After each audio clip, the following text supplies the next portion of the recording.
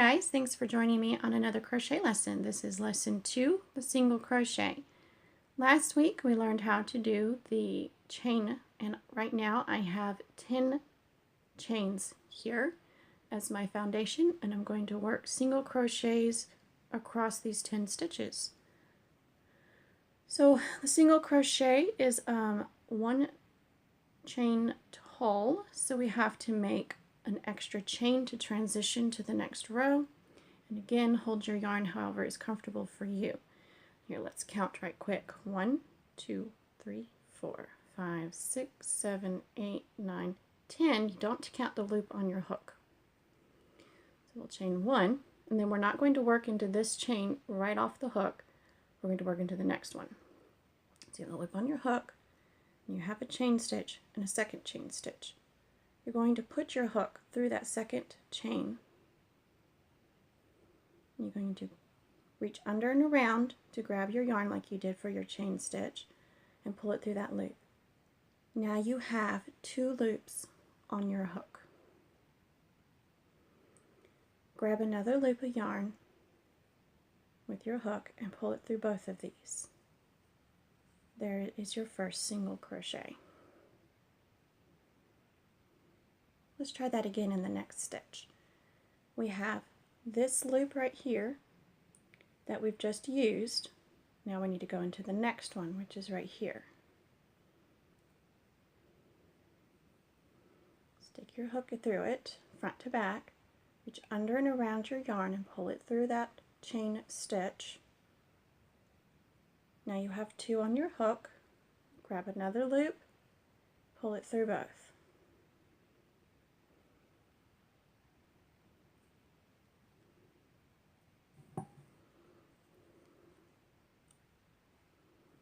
I'm going to drop my yarn on the floor so that it's not going to fall off the table. Alright, so you see we've got the 2 chain stitches, the 2 single crochets, and now we want to make another one in the next chain stitch. Right there. Did you see that? We worked a stitch there, now there's the next loop.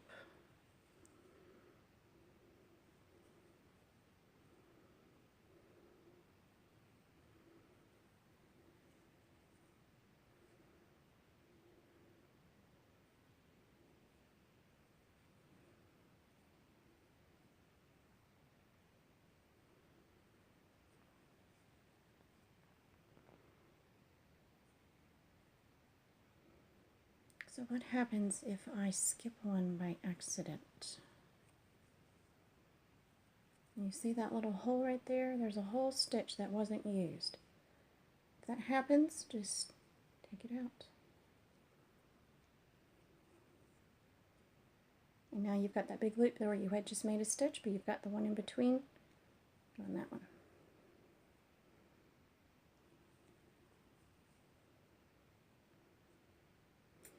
You might notice as you make your single crochets into your chain loops, the one you just used becomes kind of big. So you want to go into the next one that's a little smaller.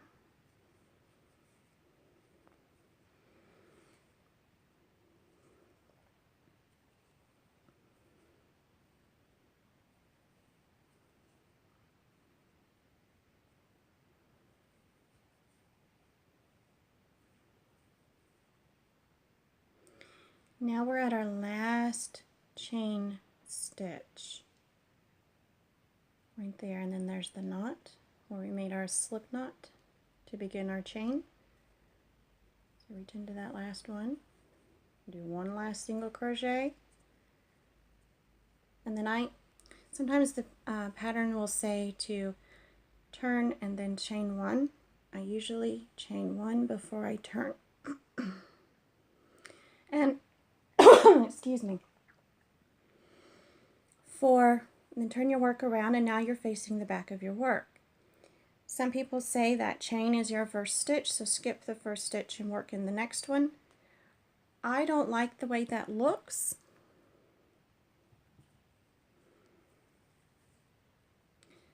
Some people say that this chain is now your first stitch, especially if you turn your work around and then chain. They say that is your first stitch, then work in the next one. But I don't like the way that looks, just personally.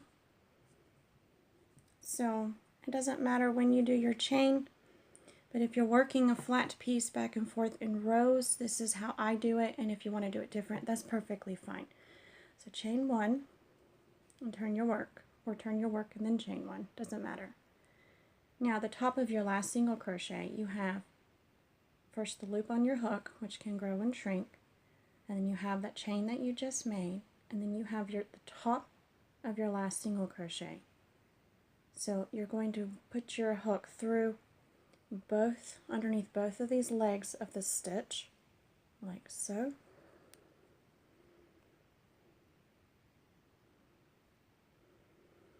And you're going to grab a loop and pull it through. You're going to work your single crochet just the same as you did before. But this time you're working in the top of each previous row stitches. Each stitch of the previous row. There we go. So what it looks like is it looks almost like there's a space right there. And you just stick your hook in it and work your single crochets.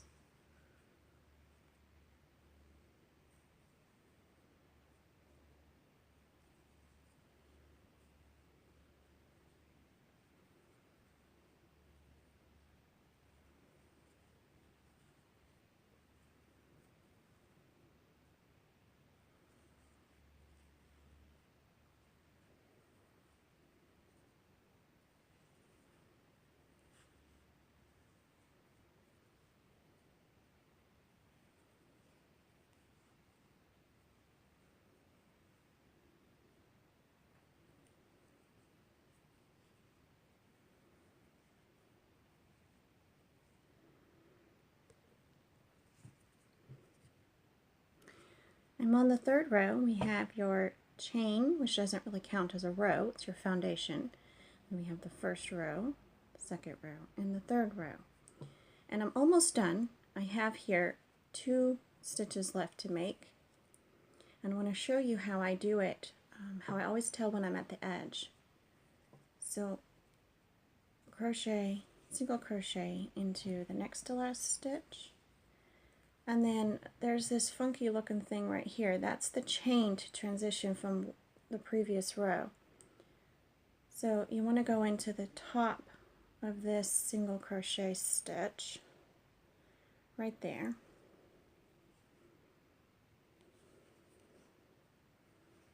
Like that. And then all you have left is that little bump at the edge that you can ignore completely. Chain 1, see that? Turn, or turn, then chain 1. Ignore that chain, it's just a transition. You have your last stitch of the row here, and then the top of the stitch, the next stitch. See the little spaces between them? You want to go into every single space and work 1 stitch in every space across the row.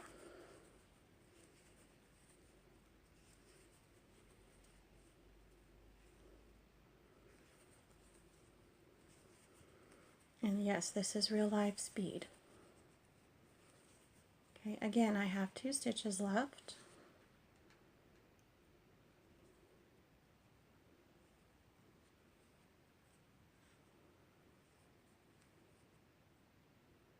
If I just turned it around now, there'd be a little flat space. And it would make a step. See? That's how you know you didn't go all the way to the edge.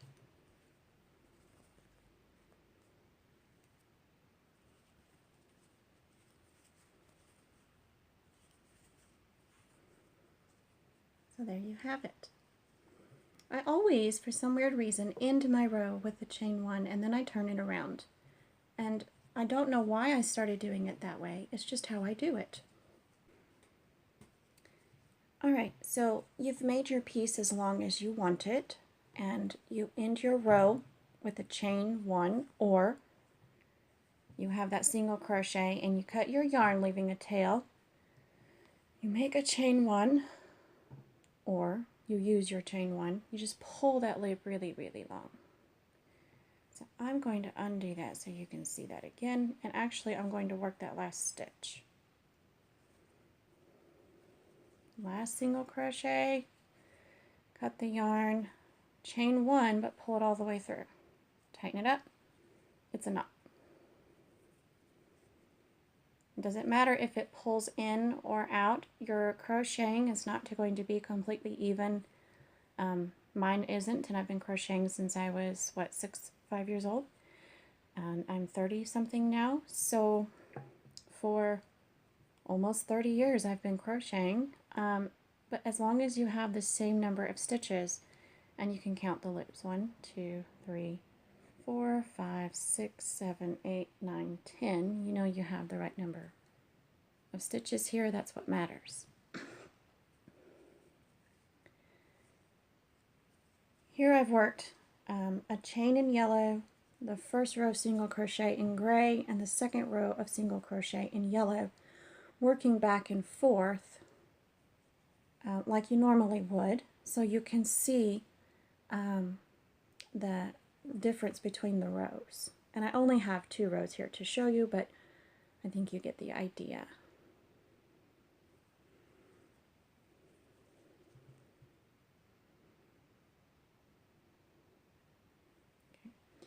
And here's an example of something you can make with single crochet. This was crocheted in a tube, and it's all single crochet. I started at the bottom with a chain, and I crocheted in a circle all the way up until it was long enough, just working single crochets in a spiral. And this is made out of cotton yarn, and it'll fit over the handle of a cast iron skillet, and it's a handle pocket, I call it, hot handle pocket, for when you need to grab that handle while you're cooking and it's hot. This will protect your hand from being burned. You want to use cotton yarn for these things because it doesn't melt. It will burn if it catches fire, but it won't melt like acrylic yarns will melt. And then that will stick to your skin and burn like crazy. Please don't ask me how I know this. It hurts. Let's just put it that way. Alright, so you can make all kinds of things with single crochet. You can make hats and scarves and blankets and all kinds of stuff. So have fun experimenting with your single crochet. Experiment with different hook sizes. The looser you want your item to be, the larger the hook should be. The smaller the tighter you want it crocheted, the smaller a hook you should use. And although scissors come in mighty handy, you don't have to have them to crochet an item. But sorry for the racket. It does help a lot. Here are some other hooks in different sizes. We have an E hook, which is way smaller than what we used for this tutorial. We have a G hook, which is what I use for most of my cotton stuff, for like the pot holders. An H hook, which is a pretty standard for most acrylic yarns, like Red Heart. The I hook that I used for today's tutorial. J hook, which is just a little bit bigger. There is a K hook, but I couldn't find mine today. It must be in a project somewhere. And the largest hook I have is a size N. And this would be great for really bulky yarns. Well, I hope you enjoyed today's tutorial, and I will see you next week for double crochet. Bye guys!